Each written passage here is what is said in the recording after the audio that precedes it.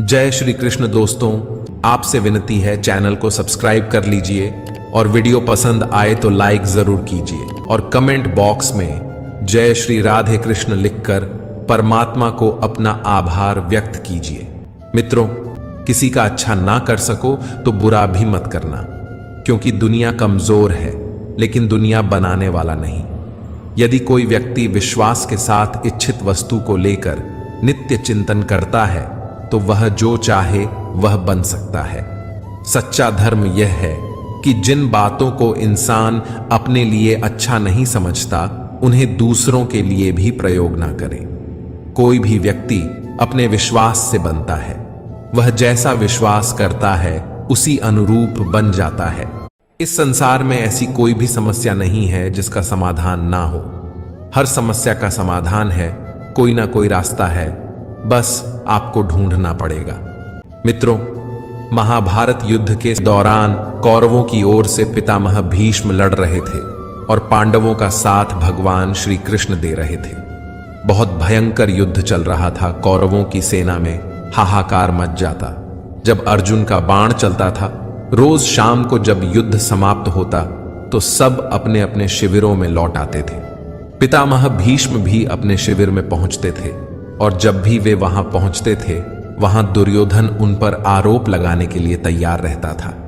दुर्योधन उनसे कहता था, पितामह, मुझे लगता है आप पूरी ताकत के साथ युद्ध ही नहीं कर रहे हैं। ऐसा लगता है आप हमारी तरफ से नहीं बल्कि उन पांडवों की तरफ से युद्ध कर रहे हैं। आप पांडवों का वध क्यों नहीं कर रहे हैं? रोज शाम को दुर्योधन यही आरोप पितामह पर लगाता। एक दिन पितामह भीष्म युद्ध के बाद जब अपने शिविर में पहुंचे तो दुर्योधन ने आते ही उन पर आरोप लगाना शुरू कर दिया। पितामह भीष्म भी अब तंग आ चुके थे और उन्होंने गुस्से में प्रतिज्ञा ले ली, मैं गंगा पुत्र भीष्म कल युद्ध भूमि में उतरूंगा और पांडवों का वध करूंगा, इस धरती को निष्पाप कर दूंगा। जैसे ही भीष्म पितामह ने यह प्रतिज्ञा ली, दुर्योधन खुश होने लगा और अपने भाइयों को बताने लगा कि कल युद्ध समाप्त हो जाएगा। कल तो पितामह पांडवों का वध कर देंगे तो कोई भी नहीं बचेगा, हमारे दुश्मन नहीं बचेंगे।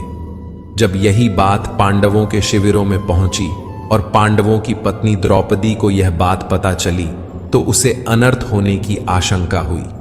द्रौपदी भगवान कृष्ण के पास पहुंची और बोली, सखा, हमें बचाइए, मेरे पतियों पर संकट आ गया है। पितामह भीष्म ने प्रतिज्ञा ले ली है कि वह पांडवों का वध करेंगे। इस समस्या का समाधान कीजिए गोविंद, आपकी ही वजह से यह सारा युद्ध हो रहा है। भगवान कृष्ण ने द्रौपदी को समझाया कि यह युद्ध मेरी वजह से नहीं हो रहा, यह युद्ध हो रहा है हर किसी के अपने कर्म की वजह से। और रही बात समस्या के समाधान की, तो समस्या का समाधान जरूर मिलेगा। भगवान कृष्ण ने द्रौपदी को समाधान बताते हुए कहा कि चलो भीष्म पितामह के शिविर में चलते हैं। भगवान श्री कृष्ण शिविर के बाहर रहे और द्रौपदी को अंदर भेजा। वहां पर भीष्म पितामह ध्यान में थे। वहां जाकर द्रौपदी ने भीष्म पितामह को प्रणाम किया। जैसे ही द्रौपदी ने प्रणाम पितामह कहा, भीष्म पितामह ने बिना देखे ही कहा, अखंड सौभाग्यवती भव। जब उन्होंने देखा कि सामने द्रौपदी खड़ी हुई है तो वह संकट में पड़ गए। भीष्म पितामह ने द्रौपदी से कहा, पुत्री, तुमने मुझसे यह क्या अनर्थ करवा दिया? थोड़ी देर पहले ही मैंने प्रतिज्ञा ले ली कि मैं पांडवों का वध करूंगा और अब मैंने अपने ही वचन से आशीर्वाद दे दिया, अखंड सौभाग्यवती भव। मैं तो बड़े धर्म संकट में पड़ गया हूं। यह तुमसे किसने करवाया है? तुम तो यह नहीं कर सकती। द्रौपदी ने कहा, आप ठीक कह रहे हैं पितामह, यह श्री कृष्ण ने करवाया है। भीष्म पितामह ने भगवान कृष्ण को अंदर बुलवाया और प्रणाम करके बोले, हे वासुदेव, तुमने यह मुझसे क्या करवा दिया? मेरी प्रतिज्ञा को मेरे ही वचन से तोड़वा दिया।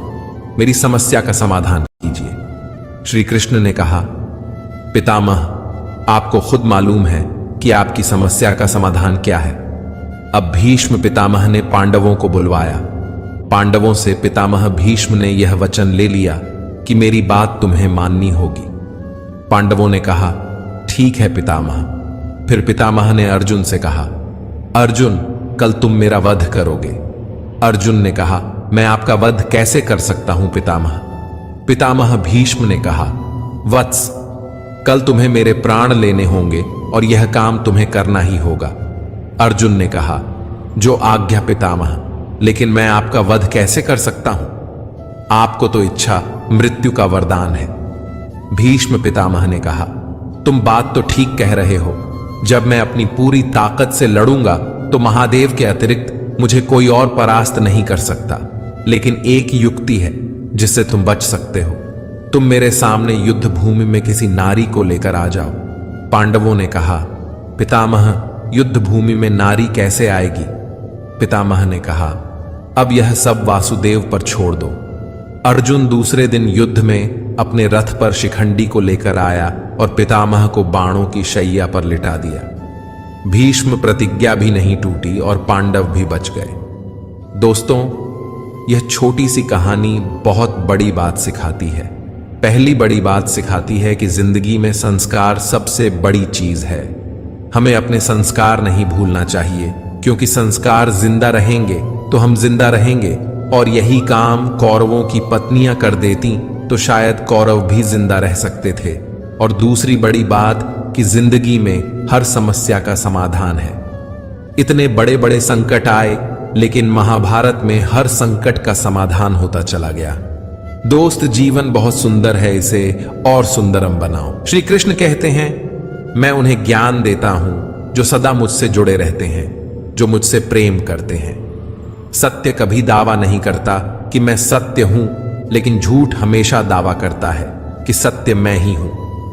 मित्रों, जब हम किसी भी हालत जो खासकर हमारे नियंत्रण में है ही नहीं, उस पर गुस्सा और चिंता करने लगते हैं तो और भी अधिक कमजोर होने लगते हैं। जब हम हर जगह किसी भी तरह से जीतना ही चाहते हैं, फिर चाहे हम गलत ही क्यों ना हो, तो वास्तविक रूप से हम ज्यादा कमजोर होने लगते हैं। क्या कारण है कि ये बुरी आदतें बहुत ही जल्दी हम पर हावी हो जाती हैं, जबकि अच्छी आदतों का पालन करने में हमें लंबा समय लग जाता है। यह समझने के लिए आपको जानना होगा कि हमारा मन चीजों को दो तरीकों से वर्गीकृत करता है, तकलीफ और आनंद। मन तकलीफ या कहें दुख से भागता है और आनंद यानी सुख के प्रति आसक्त रहता है। बुरी आदतें शुरू में आनंद अवश्य देती हैं, जैसे शराब पीना आदि, परंतु लंबे समय तक नहीं। अब मन यह जानता भी है, परंतु यह हमेशा तत्काल सुख की ओर भागते हैं। अच्छी आदतों को मन तकलीफ से जोड़ देता है, जैसे कि सुबह की सैर। मन कहता है, सुबह जल्दी उठना बहुत तकलीफ है, और कुछ ना कुछ बहाना ढूंढ लेता है। इस तकलीफ से बचने के लिए यह एकमात्र सोच है। अच्छी आदतों में सख्त नियम होते हैं।